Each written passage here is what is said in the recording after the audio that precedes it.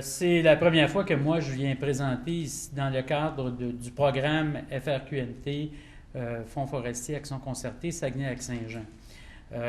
Parce que c'est la première fois que je suis financé dans ce programme-là. Mais ce n'est pas la première fois que je suis financé pour des activités de recherche qui sont en lien avec des partenaires industriels. Je suis membre fondateur de la chaire industrielle en aménagement forestier durable en Abitibi-Témiscamingue, liant l'Université du Québec en Abitibi-Témiscamingue et l'UQAM.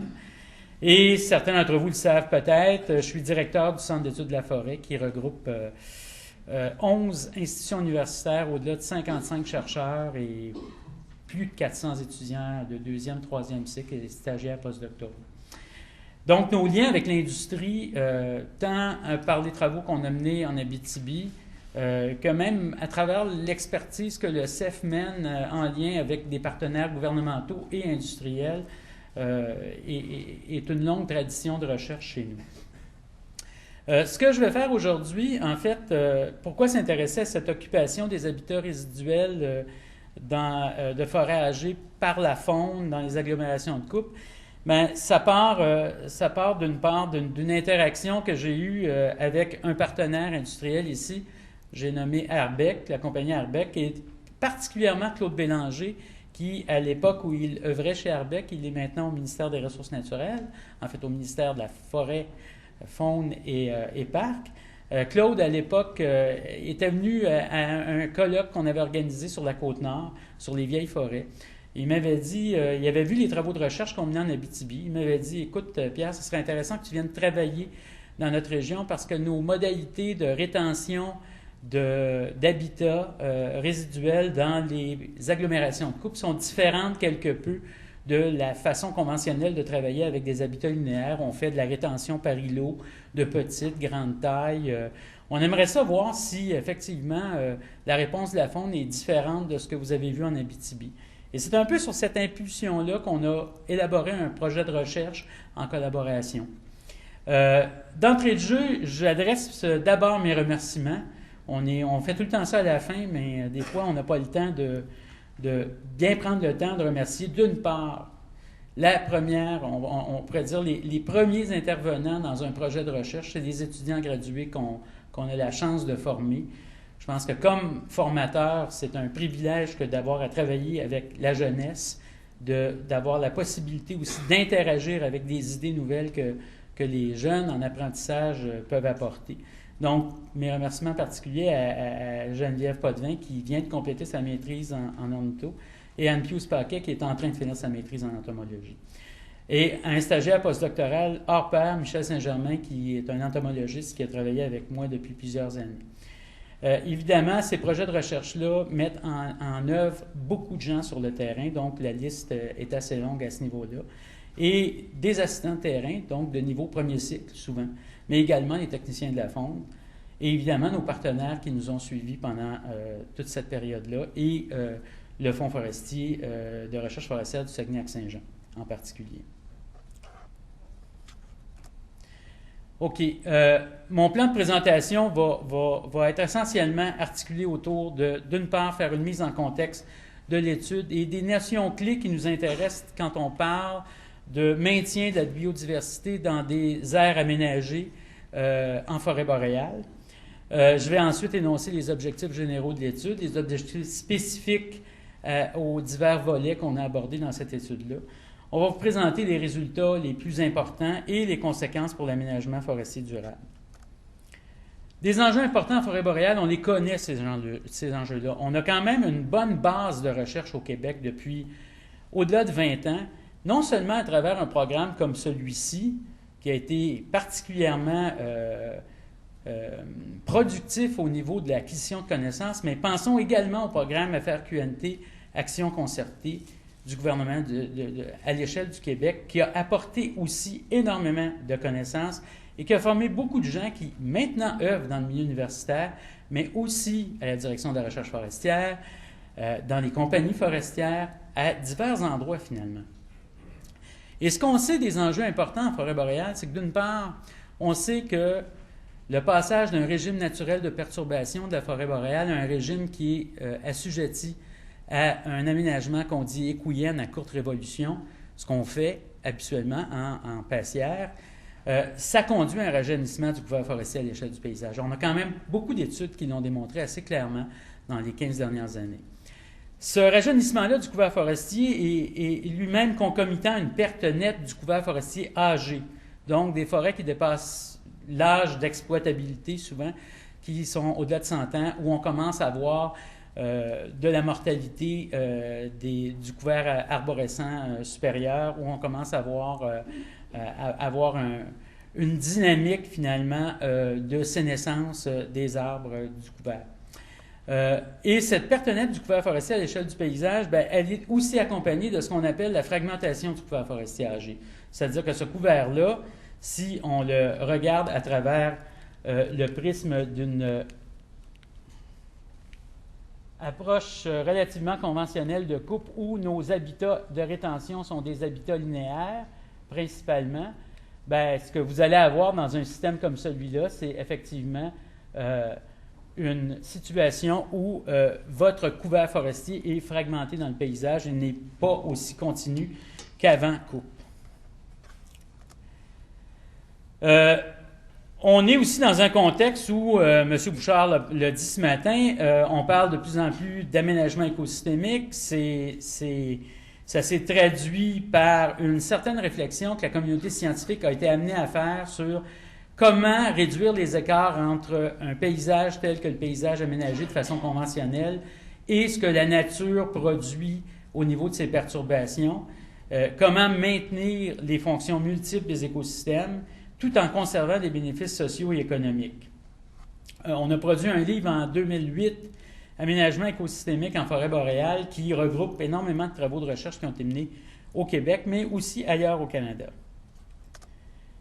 Et on a eu une certaine incidence sur la réforme du régime forestier et sur, entre autres, la réforme de la loi sur les forêts, avec la nouvelle loi sur l'aménagement durable du territoire forestier, où on parle beaucoup d'aménagement écosystémique et où, à l'article 4, on s'inspire passablement de la définition qu'on avait développée dans le livre Aménagement écosystémique en forêt boréale.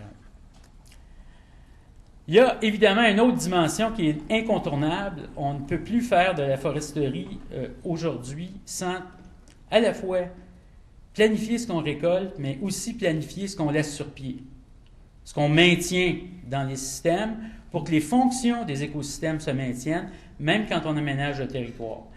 Et ces incitatifs-là, ils sont aussi économiques parce que la place concurrentielle de l'industrie sur les marchés se joue de plus en plus autour des enjeux de certification volontaire forestière des territoires.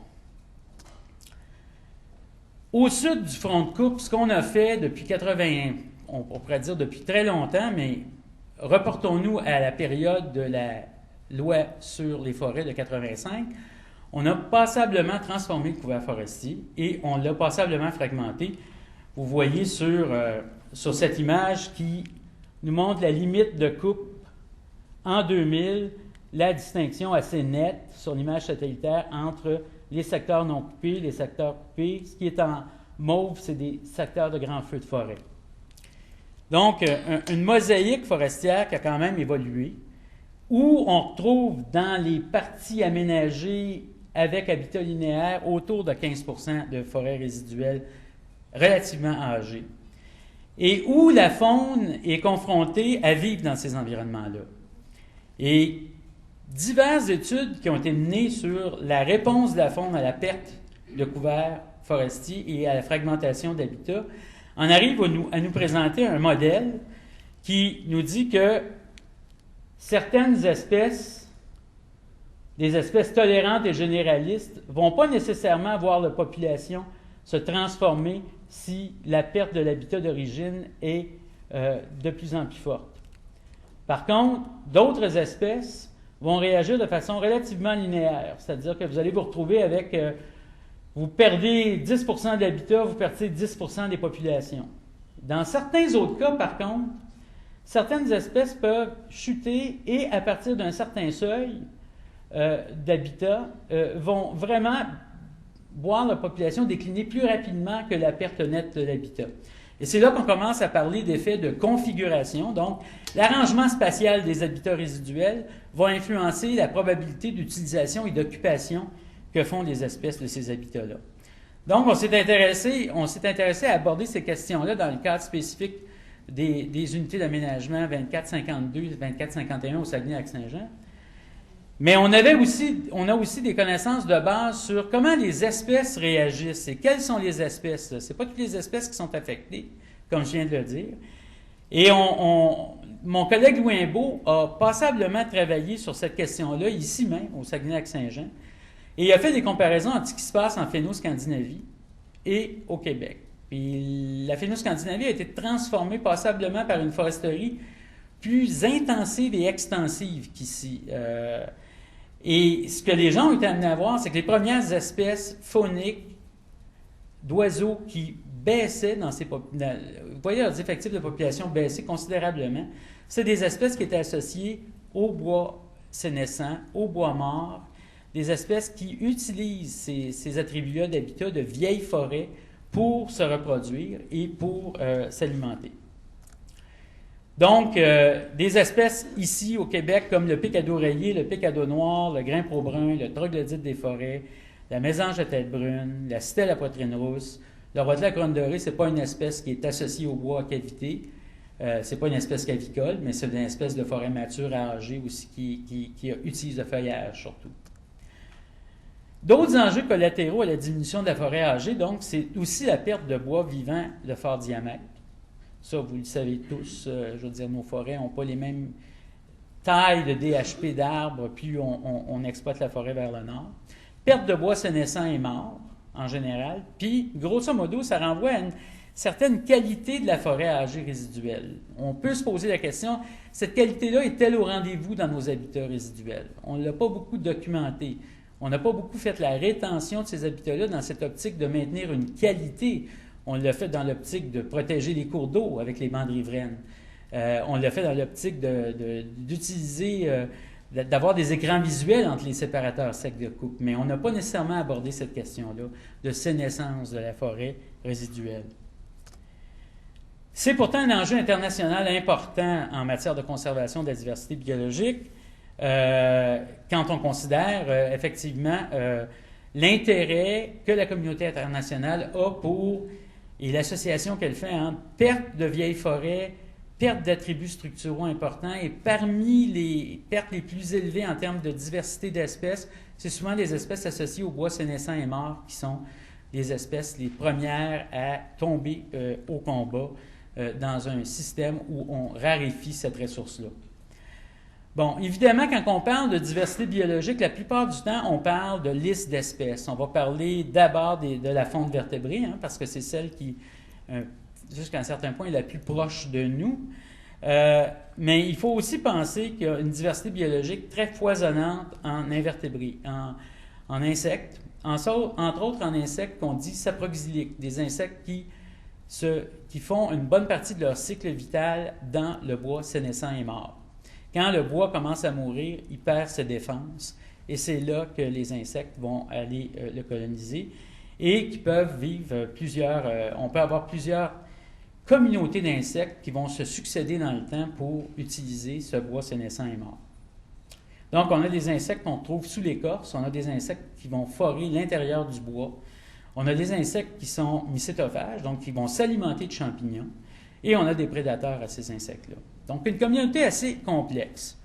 Cela étant dit, ce qui est encore plus intéressant quand on parle de diversité biologique, c'est la diversité fonctionnelle, c'est-à-dire le lien entre les espèces et des liens qui sont souvent des liens complexes, des liens trophiques, par exemple, entre les insectes et les oiseaux.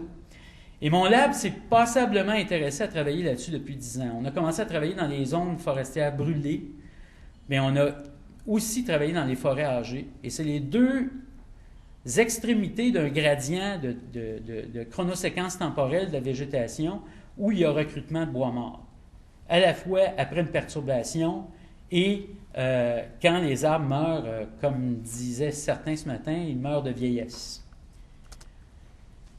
Les objectifs même du travail qu'on a mené ici au Saguenay-Lac-Saint-Jean, c'était d'une part de mesurer la réponse des oiseaux dans les habitats résiduels d'agglomération de coupe. Donc, regardez un petit peu c'est quoi l'effet de la qualité de l'habitat, de la forme des habitats, de la taille, parce que c'était pas un système où il n'y avait qu'une majorité d'habitats résiduels sous forme linéaire. Il y avait quand même, on va le voir dans les photos qui vont suivre, une certaine variabilité qu'on ne trouve pas nécessairement partout sur le territoire québécois. Arbeck avait là-dessus été innovant là, au niveau des mesures de rétention. Mesurer la réponse des oiseaux et des insectes saproxyliques au changement de connectivité et d'isolement.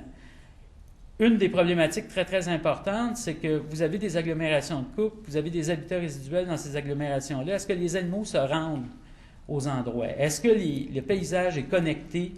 Est-ce qu'il y a des portions du territoire qui sont complètement isolées et qui sont peu fréquentables ou fréquentées, même si la qualité de l'habitat est bonne?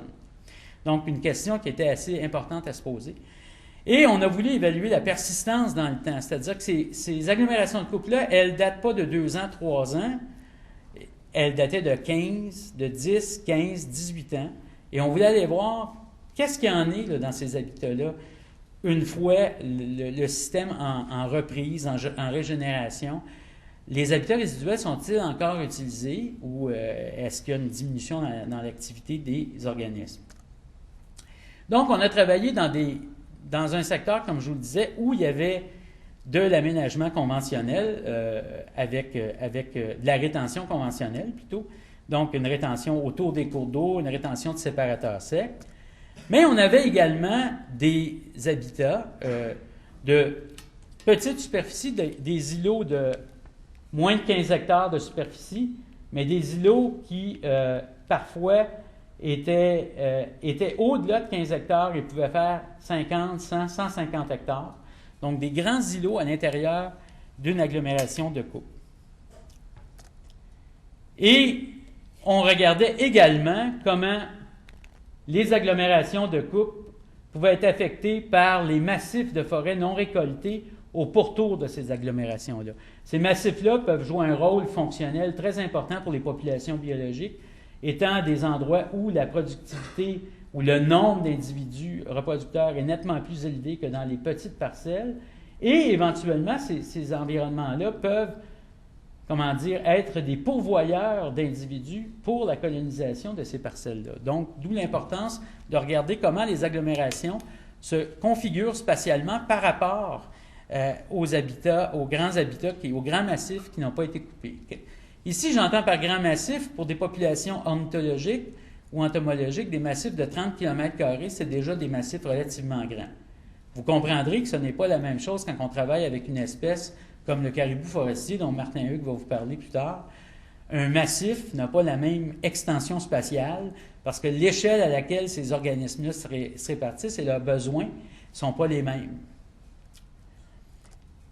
Pour les oiseaux, nos objectifs ont été ciblés, là, cette évaluation de la qualité, de la forme, de la proportion, de la distance, sur un groupe focal de 8 espèces. Donc, grimpe au brun, grive à dos olive, mésange à tête brune, stèle à poitrine rousse, les 2 pics boréaux, le troglodyte des forêts et le roitelet à couronne dorée.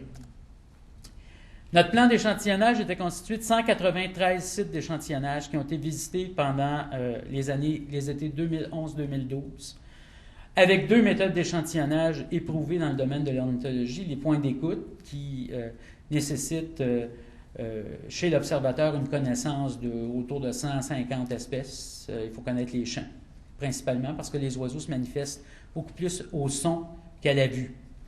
Une autre méthode, la repasse de chant, une méthode qu'on utilise pour les espèces très discrètes, où on repasse des enregistrements de leurs manifestations acoustiques pour les attirer et pour déterminer si dans la placette échantillonnée, l'espèce est rencontrée. On a également inventorié la végétation de chacun de ces 193 sites. Et la localisation spatiale des sites était structurée de la façon suivante. On était dans 3 agglomérations de coupe. Je vous rappelle les superficies, 523 km² pour la plus petite, puis 1117 km². C'est quand même des grosses agglomérations de coupe. Là, on n'est pas dans des paysages de 3 km par 3 km. Là. C'est grand. Et entre ce que vous voyez, dans les zones vert pâle, c'est les agglomérations, et dans les zones vert foncé, c'est la localisation de vos massifs qui ont une maturité variable dépendant du temps depuis le dernier feu, dépendant du fait que ça a été coupé ou non. On a fait des inventaires terrain de la végétation dans les placettes de 0,04 hectares où on a récolté des informations sur les strates de végétation, les volumes de bois mort au sol, la surface terrestre des arbres vivants et morts par classe de DHP. On a mesuré, on a disposé ces stations-là d'échantillonnage en fonction de leur appartenance à divers types d'habitats résiduels. Donc, on a travaillé sur les îlots, les séparateurs linéaires, qu'ils soient secs ou humides, et les massifs. C'était les 3 grands types d'habitats qu'on avait. Les îlots étaient subdivisés en moins de 15 hectares, plus de 15 hectares. On a mesuré la superficie de forêt âgée et d'autres types de couverts forestiers dans des rayons de 500 mètres et 1 km autour de chacun des points. Et on a travaillé sur la distance au massif, c'est-à-dire que nos points d'échantillonnage ont été répertoriés dans l'espace pour évaluer l'hypothèse double de est-ce que la forme et la taille influencent l'occupation et est-ce que la distance à ce qu'on pourrait appeler théoriquement une source, donc un massif qui produit beaucoup d'individus et qui pourrait agir comme source de productivité pour les habitats résiduels. Ces distances ont été évaluées de 2 façons. Première façon, distance à vol d'oiseau, donc la distance euclidienne d'un point à un autre. Et la deuxième façon, c'est on a travaillé sur ce qu'on appelle la distance à contrainte de déplacement. Et la distance à contrainte de déplacement va partir du point suivant, c'est que vous allez vous retrouver avec tous les habitats résiduels dans votre trame aménagée. On regarde la distance que ça prend pour passer d'un point à l'autre en considérant, par exemple, que traverser une coupe, ça coûte plus cher à l'oiseau en termes de risque de prédation que traverser une forêt. Et on s'est retrouvé à mesurer ces facteurs-là pour voir dans quelle mesure la richesse en espèces du groupe focal va être influencée par ces paramètres-là. Et comment les espèces individuelles réagissent. Donc, notre groupe focal de 8 espèces, on l'a regardé en termes de nombre d'espèces détectées dans chacune de ces parcelles-là d'échantillonnage. Et on a regardé maintenant, après, dans un deuxième temps, comment les espèces individuelles réagissent. On l'a fait au niveau de modèles qui estiment la probabilité d'occupation des sites en tenant compte de la probabilité de détection des espèces pour les espèces individuelles. Et on a utilisé des modèles linéaires mixtes généralisés, ce qui a été présenté un petit peu plus tôt par notre collègue qui travaillait avec Jean Bégin. Les modèles mixtes ont été utilisés pour regarder la réponse du groupe focal. Et on a utilisé une approche de sélection de modèles et d'inférence multimodèle pour voir dans quelle mesure les espèces, les paramètres étaient des paramètres signifiants pour les espèces. Les résultats maintenant. Bon, la chose importante à retenir dans ce que je viens de vous dire, c'est que l'occupation de la forêt résiduelle, elle est tributaire d'une série de décisions ou de processus auxquels les populations et les espèces vont répondre. À l'échelle des individus, la décision de s'installer à un endroit ou à un autre va évidemment répondre et dépendre de la qualité de l'habitat d'alimentation et de reproduction, et ça, nos variables locales d'habitat, de diamètre d'arbres, morts, vivants, sont des paramètres importants. À l'échelle de la parcelle, donc, la forme et la taille peuvent influencer dépendamment du domaine vital de l'animal. Donc, est-ce que c'est un animal qui se retrouve dans un grand domaine vital ou dans un petit domaine vital? Est-ce qu'il est sensible aux effets de lisière? Bien, il va avoir moins tendance à se retrouver dans un habitat résiduel linéaire que dans un habitat parcellaire. Un autre processus à une autre échelle, à l'échelle du paysage, c'est dans quelle mesure les oiseaux s'installent à proximité d'autres oiseaux. Dans quelle mesure il y a une attraction qui est co-spécifique entre les espèces, ou dans quelle mesure il y a des secteurs plus vulnérables à la prédation. Donc, des facteurs biologiques qui vont influencer les processus de décision et d'occupation dans l'espace que font les animaux. Et finalement, il y a des processus qui, à l'échelle régionale, sont importants. Ce qu'on disait tantôt, les massifs, par rapport à nos habitats résiduels, peuvent jouer dans une dynamique qu'on appelle dans le jargon des écologistes la dynamique des métapopulations. Donc, vous avez des populations subdivisées ici qui vont interagir et la plus grosse population peut avoir un effet sur les plus petites. Ces facteurs-là sont à la base de toutes les analyses qu'on a faites. On a commencé en faisant une analyse simple sur l'analyse de variance, une analyse de variance qui nous dit ma richesse spécifique moyenne est plus faible, mais pas beaucoup plus faible que ce que je retrouve dans mes îlots ou dans mes massifs forestiers qui sont un peu mes témoins. Donc, si vous regardez ça globalement, il y a un effet significatif mais faible. Quand je rentre maintenant d'autres facteurs, comme la qualité de l'habitat, le contexte du paysage, puis je refais rouler mes modèles, je ne vois plus de différence. C'est-à-dire que ma richesse en espèces, qui montrait une très faible différence quand je ne considérais pas ces autres facteurs-là, tombe et finalement, les espèces se répartissent dans le système relativement bien. Et ce, étonnamment, on ne partait pas avec cette prémisse-là au départ. Qu'est-ce qui joue? Les conditions locales de l'habitat, la qualité de l'habitat résiduel. Donc, la surface terrière des arbres morts est importante pour expliquer mes variations de richesse en oiseaux. Puis, à un degré moindre, la surface terrière des arbres vivants de plus de 20 cm. L'isolement ne semble pas jouer à l'échelle où on a travaillé. Et là, j'insiste, à l'échelle où on a travaillé. On était tout le temps à moins de 15 km d'un habitat, d'un massif qui n'avait pas été encore exploité. Malgré les grandes aires de récolte qu'on a, il reste des grands habitats au pourtour. Tant que ces habitats-là restent, ça ne semble pas affecter le déplacement des oiseaux. Et les espèces individuelles répondent de deux façons principalement, en fonction des variables locales d'habitat encore. L'exemple que je vous donne ici avec le roitelet à couronne dorée et la surface terrière d'arbres vivants. Et l'exemple que je vous donne avec le grimpeur brun, où l'espèce répond beaucoup à la superficie des forêts âgées dans le paysage. Donc, les effets se font sentir beaucoup à l'échelle des habitats et à l'échelle de processus qui sont un petit peu plus à l'échelle du paysage dans l'agglomération de coupe, mais on ne voit pas d'effets régionaux. Donc, à l'intérieur d'une distance de 15 km d'un massif, les oiseaux ne semblent pas contraints dans leur occupation d'habitat. La qualité résiduelle est le premier déterminant. Qualité des habitats résiduels. Puis les oiseaux associés aux forêts âgées sont peu affectés par la forme des habitats.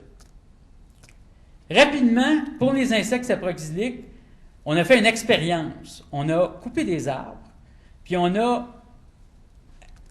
échantillonné à 4 mois après la coupe, 12 mois après la coupe et 16 mois après la coupe, pour voir si ces arbres-là étaient colonisés par les insectes. Donc, on a vraiment induit une mortalité pour voir quelle était la réponse. Ça, on l'a fait au printemps 2012, automne 2013. Donc, ça ne fait pas aussi longtemps que ça qu'on a fini l'étude, là. Et on partait de la prémisse que pour les insectes, des arbres récemment morts, donc dans les catégories 3, 4, 5, c'est vraisemblablement les arbres les plus intéressants à suivre pour la diversité d'insectes qu'on trouve dedans. Fait que ce qu'on a fait, c'est qu'on a écorcé les souches. Donc, on coupait les arbres, on revenait 4 mois, 12 mois, 16 mois plus tard. On récoltait les insectes sous l'écorce. C'est un travail qui est quand même assez fastidieux. Et on récoltait les larves. Et on a des clés d'identification qui nous permettent d'identifier et les insectes adultes et les larves. Ce que ça nous dit essentiellement, c'est que le temps depuis la mort de l'arbre est probablement le facteur le plus déterminant dans la chronoséquence, dans la succession des communautés d'insectes qu'on voit. Et l'autre facteur qui joue, c'est la surface terrière de forêts âgées dans un rayon de 1000 km. Donc, les insectes de 1000 mètres. Donc, les insectes sont influencés par ces facteurs-là. Il en va de même pour les stades larvaires où nos facteurs sont sortis de façon relativement semblable. Et les espèces indicatrices qu'on voit 4 mois, 12 mois, 16 mois après sont pas mal les mêmes qu'on trouve en forêt naturelle dans les études qu'on a menées dans les forêts naturelles. Donc, là encore, la qualité du bois mort est un facteur clé. La quantité de forêts âgées dans le paysage est importante. Puis, il y a une persistance des espèces liées à la colonisation. Et je termine là-dessus. Les pistes pour la mise en œuvre d'aménagement forestier durable, notre approche de rétention mixte, là, développée chez Arbeck avec des habitats linéaires et des parcelles de taille variable, c'est pas mal semblable à la stratégie d'aménagement forestier durable que le gouvernement du Québec va mettre en place, là. Et ça semble faire le travail pour la petite fonte. OK? Donc, il y a un certain message d'espoir à l'effet qu'il y a un lien entre la réponse de ces organismes-là et la stratégie. Si on maintient bien sûr des massifs autour, puis si on ne va pas récolter ce bois-là dans les agglomérations de coupe, on fait de la rétention permanente, ça pourrait faire en bonne partie le travail. Et je termine avec cette dernière diapo. Pour la mise en œuvre de l'aménagement forestier durable, le seul hic qu'on voit dans les résultats jusqu'à maintenant, c'est qu'actuellement, la rétention offre une qualité au niveau des habitats résiduels pour la faune associée au bois sénescent et mort. Mais cette qualité-là va-t-elle persister dans tous les habitats résiduels pendant toute la révolution forestière? Et on a une partie de la réponse dans les mesures de végétation qu'on a faites, où on voit ici le ratio entre le bois mort au sol et les arbres vivants dans les habitats linéaires, dans les îlots et dans les massifs forestiers.